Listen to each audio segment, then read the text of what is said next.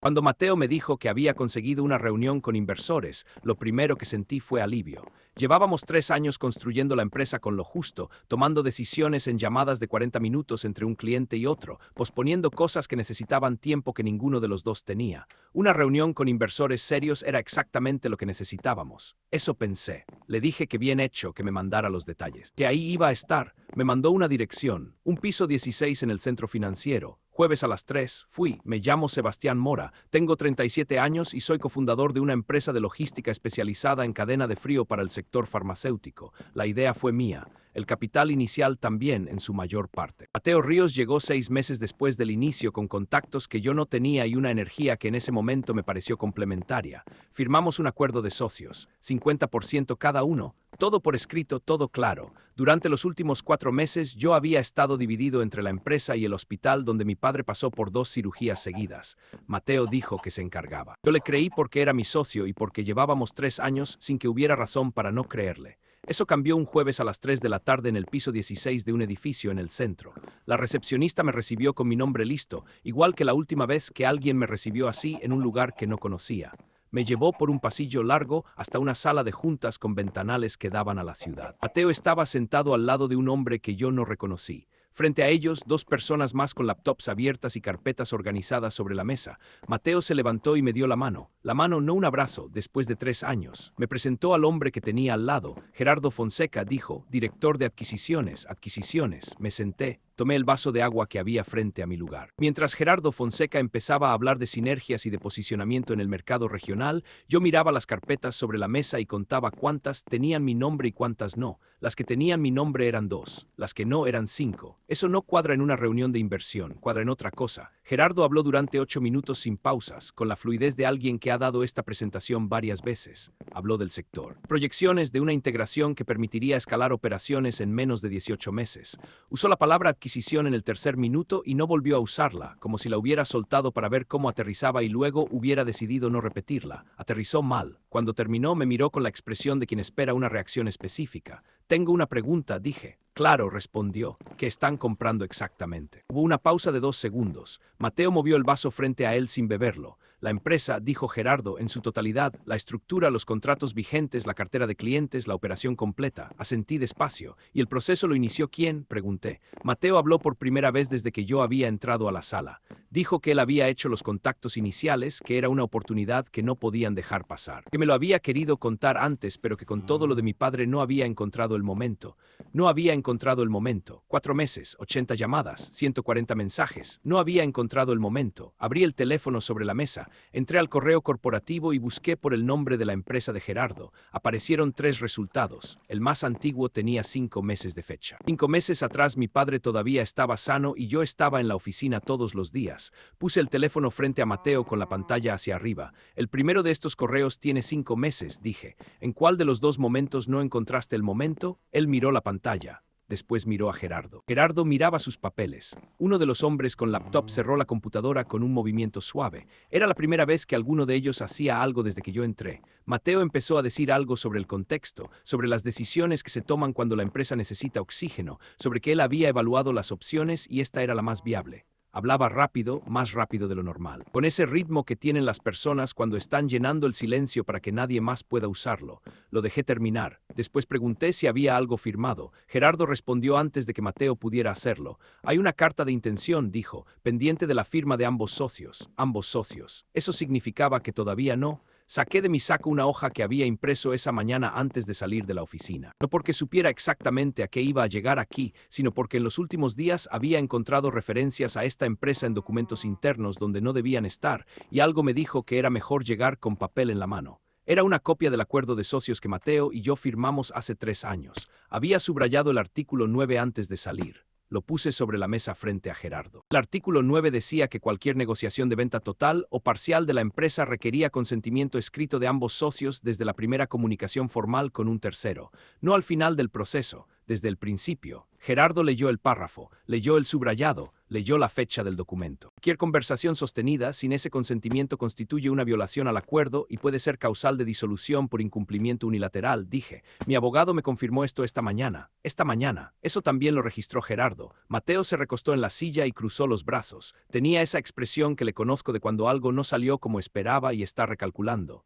La había visto en negociaciones con clientes difíciles, en reuniones donde los números no cerraban. Nunca la había visto dirigida hacia mí. Seb dijo, usando el apodo que usa cuando quiere que algo suene informal. Esto no es una traición, es un negocio, asentí. Me alegra que lo veas así, dije, porque los negocios tienen contratos y los contratos tienen consecuencias. Uno de los hombres con laptop se inclinó hacia Gerardo y le dijo algo en voz baja. Gerardo escuchó, asintió una vez. Y después me miró con una expresión que había cambiado. Ya no era la del hombre que presenta. Era la del hombre que evalúa. ¿Cuál sería su posición si el proceso se formalizara con participación de ambos socios desde este punto? Preguntó. Su posición. Como si yo fuera un factor que había aparecido en la ecuación a último momento y había que encontrarle un lugar.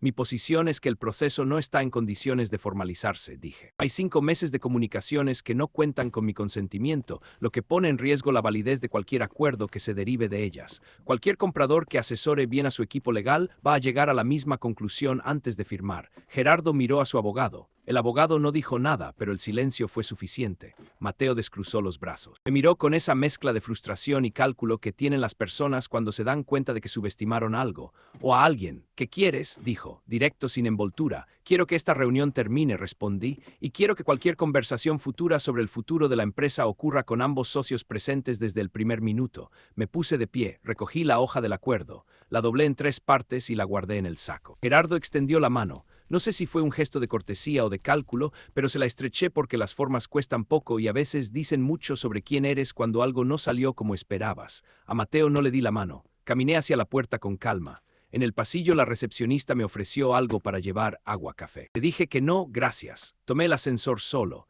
En el lobby del edificio me detuve un momento junto a los ventanales que daban a la calle. Afuera la ciudad seguía funcionando, carros, gente, el ritmo de un jueves que para todo el mundo era un jueves normal. Pensé en los 4 meses que estuve en el hospital con mi padre. En las noches en que Mateo me escribía que todo estaba bien, que me despreocupara, que él tenía todo bajo control. La cantidad de cosas que pueden pasar en 4 meses cuando alguien decide que tu ausencia es una oportunidad. Saqué el teléfono, busqué el número de mi abogado, marqué mientras empujaba la puerta de salida. Él contestó al segundo timbre. Le dije que necesitaba que revisara todo el correo corporativo de los últimos 5 meses. Todo, y que buscara cualquier comunicación con una empresa llamada Fonseca Capital. Me preguntó si era urgente. Le dije que para mí lo había sido desde hace 5 meses, solo que yo no lo sabía. Colgué y caminé hacia el parqueadero. No estaba enojado. El enojo llega cuando algo te sorprende. Esto no me sorprendió, o al menos no del todo. Lo que sentí fue algo más parecido a la claridad que aparece cuando una pieza que faltaba finalmente encuentra su lugar y el cuadro completo se vuelve visible por primera vez.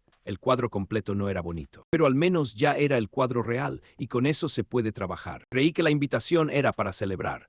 10 años construyendo algo juntas merecían una cena. Eso pensé cuando vi el mensaje de Andrea un martes por la tarde. Restaurante en Polanco, mesa reservada, ven elegante, había escrito, con ese tono suyo que mezcla la euforia con la instrucción. Fui, me puse el vestido azul que ella siempre dice que me queda bien y tomé un taxi porque no quería manejar de noche. El restaurante era más grande de lo que imaginaba. Mesas largas, luz baja, ese tipo de lugar donde la gente habla despacio porque cree que eso los hace más importantes. Me recibió la anfitriona con mi nombre en los labios antes de que yo dijera nada. La señorita Camila sí ya la estaban esperando. Ya, como si hubiera llegado tarde a algo que empezó sin mí. Me llamo Camila Reyes. Tengo 38 años y soy cofundadora de Forma Estudio, una firma de diseño de interiores que en 10 años pasó de 2 escritorios en un departamento de 60 metros cuadrados a 34 empleados y proyectos en 4 países. La construí con Andrea Solís, que es mi socia, mi mejor amiga desde la universidad y la persona que esa noche estaba sentada al fondo del restaurante con 3 hombres que yo no había visto nunca. Me detuve un momento antes de que me vieran. 3 hombres de traje. Carpetas sobre la mesa. Andrea con una botella de vino abierta y esa sonrisa que usa cuando algo ya está decidido. Caminé hacia ellos con calma. Me presentaron a los 3 hombres como socios estratégicos interesados en el crecimiento de la firma. El primero se llamaba Rodrigo, tenía el apretón de manos de alguien que practica apretones de manos. El segundo era su abogado, lo supe antes de que lo dijera. El tercero no me dio la mano. Solo me miró y asintió, y en ese gesto estaba algo que tardé exactamente 4 segundos en identificar. No era Tomás, pero era su apellido, bordado en el interior del saco que el tercer hombre había colgado en el respaldo de su silla. Castellanos. Tomás Castellanos era mi exmarido. Llevábamos 2 años separados y el divorcio todavía no estaba firmado porque él seguía postergando cada cita con el notario. Me senté. Andrea me llenó la copa de vino con esa naturalidad que tienen las personas cuando están nerviosas y no quieren que se note.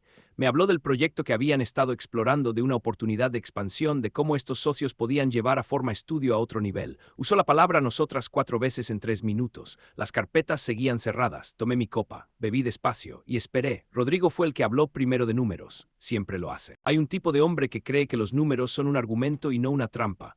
Habló de evaluación, de porcentajes, de una reestructuración accionaria que permitiría entrada de capital externo.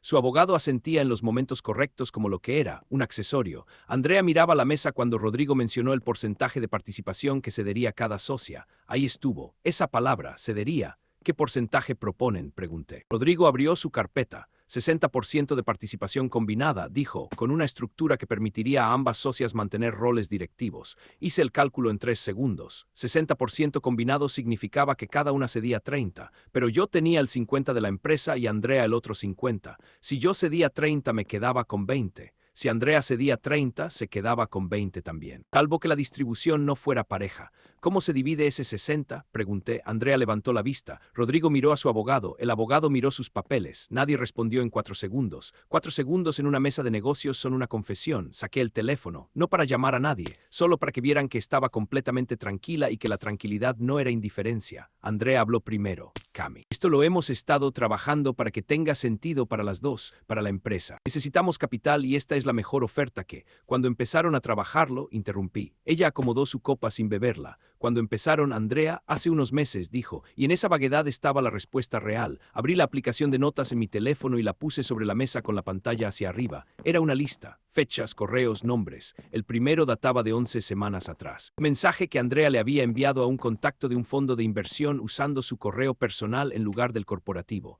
Lo había encontrado por accidente, reenviado a una dirección compartida. Lo guardé sin decir nada. Después encontré más. Rodrigo miró la pantalla desde su lado de la mesa. Su expresión cambió antes de que pudiera controlarlo. El tercer hombre habló por primera vez. Voz baja, pausa larga antes de cada frase. Me dijo que la estructura del acuerdo estaba diseñada para proteger los intereses de todas las partes. Le pregunté su nombre completo. Marco Castellanos, dijo. Primito de Tomás, respondí. Silencio. Andrea me miró con una expresión que no era culpa. Era algo más parecido al cálculo de cuánto sabía yo exactamente. Todo pensé, pero todavía no dije nada. Le pedí a Rodrigo que me mostrara la estructura accionaria propuesta. Él dudó. Su abogado le dijo algo al oído. Rodrigo abrió la carpeta y la deslizó hacia mí. La revisé hoja por hoja. Era una operación limpia en apariencia. Entraba el fondo. Yo cedía un 35%. Andrea cedía un 25%. El fondo quedaba con el 60%. Yo con 15%. Andrea con 25%. No era una reestructuración. Era una expropiación con papeles. Y el fondo de inversión, 4 líneas más abajo. Tenía un accionista mayoritario registrado en Miami,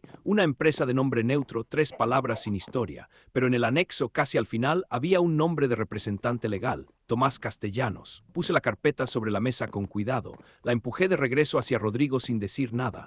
Tomé el teléfono y abrí el correo que había guardado 6 días atrás. Mensaje que mi abogada me había enviado después de revisar los estatutos de la empresa. 2 párrafos. El segundo empezaba con una sola palabra subrayada al final, imposible. Cualquier modificación accionaria superior al 20% requiere aprobación unánime de los socios fundadores. Lo puse frente a Andrea. Ella lo leyó. Lo sé porque vi el momento exacto en que sus ojos llegaron a unánime. Mi abogada envió una carta esta mañana, dije. El registro mercantil y a los 3 fondos con los que han tenido reuniones en las últimas 8 semanas. Ninguna de esas reuniones aparece en las actas de la empresa porque ninguna fue convocada por los 2 socios. Solo por uno. Rodrigo intentó hablar. Levanté una mano. No fue grosero. Fue suficiente. Cualquier acuerdo firmado sin mi consentimiento es nulo. Cualquier representación de la empresa hecha sin mi autorización es una violación al contrato social. Y cualquier intento de transferir participación accionaria usando un intermediario vinculado a mi proceso de divorcio en curso tiene fecha de presentación en el juzgado.